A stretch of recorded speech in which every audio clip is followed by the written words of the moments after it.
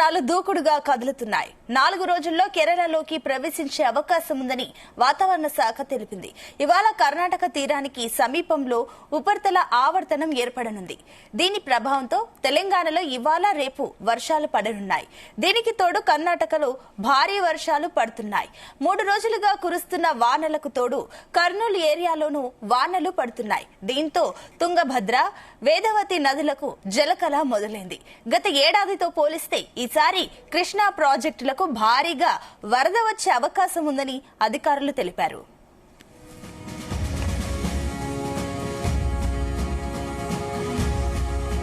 Right, ఇదే అంశానికి సంబంధించి మరిన్ని డీటెయిల్స్ మా కరెస్పాండెంట్ సాయి ప్రసాద్ అందిస్తారు. సాయి ప్రసాద్. సునీత, దక్షిణాది రాష్ట్రాల్లో కుండపోత వర్షాలు కురుస్తున్నాయి. ప్రస్తుతం అయితే వీటి ఎఫెక్ట్ మహారాష్ట్రపై కూడా పడింది. దీంతో కర్ణాటక, తమిళనాడు, కేరళ రాష్ట్రాల్లో గత 2 రోజులుగా కురిసిన భారీ వర్షాలతో మేజర్ సిటీలన్నీ కూడా జలమయమయ్యాయి. ఆయా నగరాల్లోని లోతట్టు కాలనీలన్నీ కూడా నీట మునిగాయి. భారీగా వర్షం నీరు చేయడంతో రోడ్లన్నీ కూడా నదుల్లా మారాయి. ఈ వర్షాల కారణంగా కర్ణాటకలో 5, తమిళనాడులో 3 మృతి చెందినట్లుగా కూడా మనకు తెలుస్తుంది. అయితే ప్రస్తుతం అయితే మహారాష్ట్రలో భారీ వర్షాలు కురుస్తున్నాయి. ఈ వర్షాల కారణంగా కూడా అక్కడ జనజీవనం అస్తవ్యస్తమైంది. ఏకదాటిగా కురిసిన వర్షానికి ముంబై నగరం మొత్తం నీట మునిగింది. రోడ్లన్నీ కూడా అక్కడ చాలా ప్రాంతాల్లో జలమయం అయిపోయాయి. చెట్లు నేల కూలిపోవడంతో వాహనదారులకు తీవ్ర ఇబ్బందులు ఎదురయ్యాయి. ముంబై, పూణేతో పాటు మహారాష్ట్రలోని పలు ప్రాంతాల్లో మంగళవారం సాయంత్రం నుంచి ఈదురుగాలులు, ఉరుములు, మెరుపులతో భారీ వర్షాలు కురిశాయి. అయితే భారీ వర్షంతో ప్రజలు తీవ్ర ఇక్కట్లు ఎదుర్కొన్నారు.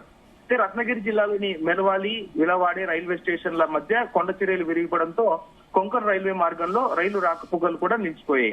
అయితే కోస్తా, కొంకణ్, గోవా మార్గంలో భారీ బండరాయి పడడంతో మహారాష్ట్ర, గోవా, కర్ణాటకను కలిపేసి మార్గంలో రైలు రాకపోకలు కూడా నిలిచిపోయి మొత్తంగా ఇక్కడ మహారాష్ట్రలో కురుస్తున్న భారీ వర్షాలు, అలాగే కర్ణాటకలో కురుస్తున్న భారీ వర్షాల నేపథ్యంలో ఇప్పుడు కృష్ణా, అలాగే తుంగభద్ర నదులు కూడా పూర్తి స్థాయిలో తొందరగానే ఈసారి నిండే అవకాశాలు కూడా కనిపిస్తున్నాయి.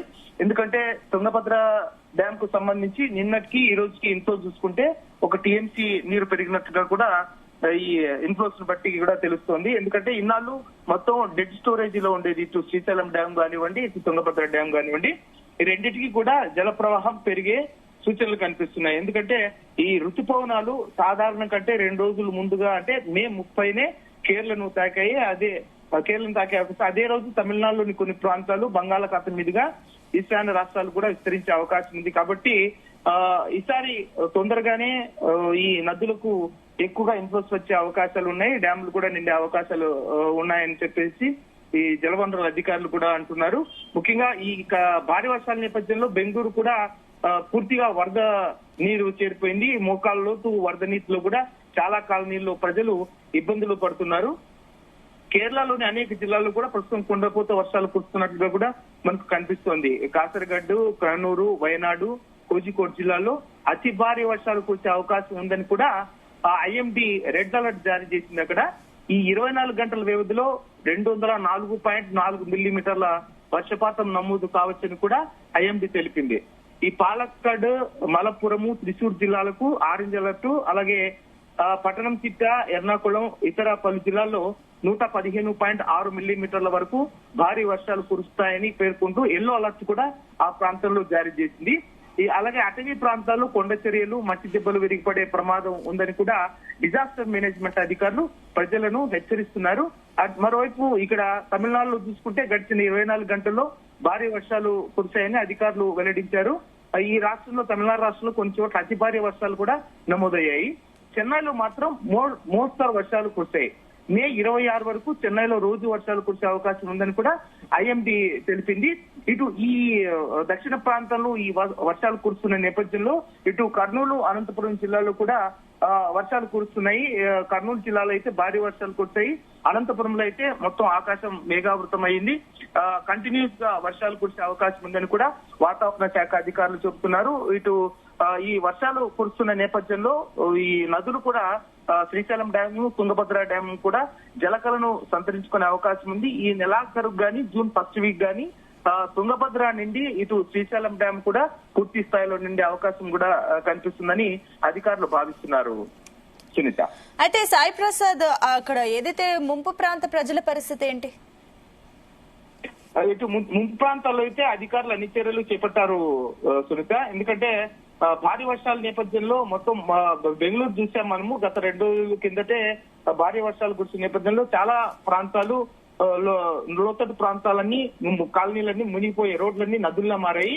కర్ణాటకలో 5, తమిళనాడులో 3 కూడా మృతి చెందినట్లుగా కూడా మనకు అధికారిక సమాచారాన్ని బట్టి తెలిసింది. ఎందుకంటే ఈ కర్ణాటక, తమిళనాడు, కేరళ రాష్ట్రాల్లో ఈ మొత్తం భారీ వర్షాలతో మేజర్ సిటీలన్నీ కూడా జలమయమైపోయాయి. అధికారులు అయితే అక్కడ మొత్తం ఎక్కువగా అతి భారీ వర్షాలు వచ్చే చోట రెడ్ అలర్ట్, అలాగే ఒక మోస్తరు వర్షాలు వచ్చే చోట ఆరెంజ్ అలర్ట్ కూడా ఇప్పటికే ప్రకటించారు. ఇక్కడ డిజాస్టర్ మేనేజ్మెంట్ అధికారులు అయితే అక్కడ సహాయక చర్యలు చేపట్టేందుకు సిద్ధమయ్యారు. ఇప్పటికే బెంగళూరు నగరంలో చాలా కాలనీలు, జల దిగ్బంధమైన కాలనీలను, అలాగే ముంపుకు గురైన వరద ప్రభావిత ప్రాంతాలను రక్షణ చర్యలు కూడా చేపట్టారు. ప్రస్తుతం అయితే అక్కడ అధికారిక చర్యలు, ప్రభుత్వ సహాయక చర్యలు చేపడుతున్నారు సునీత.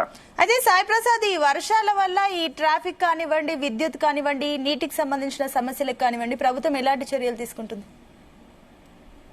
ఇప్పటికే సునీత మనం చూసుకుంటే 2 రోజులుగా భారీ వర్షాలు కురిశాయి. ఈ దక్షిణ ప్రాంతాల్లో మనం చూసుకుంటే కర్ణాటకలో భారీ వర్షాలు కురిశాయి. అలాగే ఆ ప్రభావం అనంతపురం జిల్లా పైన కూడా పడి అనంతపురం జిల్లాలో కూడా కొన్ని ప్రాంతాల్లో లోతట్టు ప్రాంతాలన్నీ జలమయమైపోయాయి. బెంగళూరుకి సమీపాన ఉన్న శ్రీ సత్యసాయి జిల్లాలో కూడా ఇప్పటికే అధికారులు ఆరెంజ్ అలర్ట్ ప్రకటించారు. ఎక్కడికెక్కడ అధికారులు రక్షణ చర్యలు తీసుకోవాలి, ఎక్కడైనా ముంపు ప్రభావిత ప్రాంతాల్లో కాలనీలన్నీ కూడా ప్రజలు అక్కడ ఖాళీ చేసి వెళ్లాలని కూడా అధికారులు హెచ్చరికలు జారీ చేశారు ఇప్పటికే. అయితే వరద ప్రభావిత ప్రాంతాల్లో మనం చూసుకుంటే గత వారంలో మొత్తం అనంతపురం నగరంలో కురిసిన చిన్నపాటి వర్షానికే వరద ప్రభావిత ప్రాంతాలు అంటే ముంపు ప్రాంతాలు శివారు కాలనీ కూడా పండమేరు తదితర CK colony, Ganesh Nagar colony ప్రాంతాలన్నీ కూడా, సికే రామకృష్ణ కాలనీలన్నీ కూడా వరద ప్రభావంతో కాలనీలో పూర్తిగా మునిగిపోయి ఇళ్లలోకి కూడా నీరు చేరిన పరిస్థితి.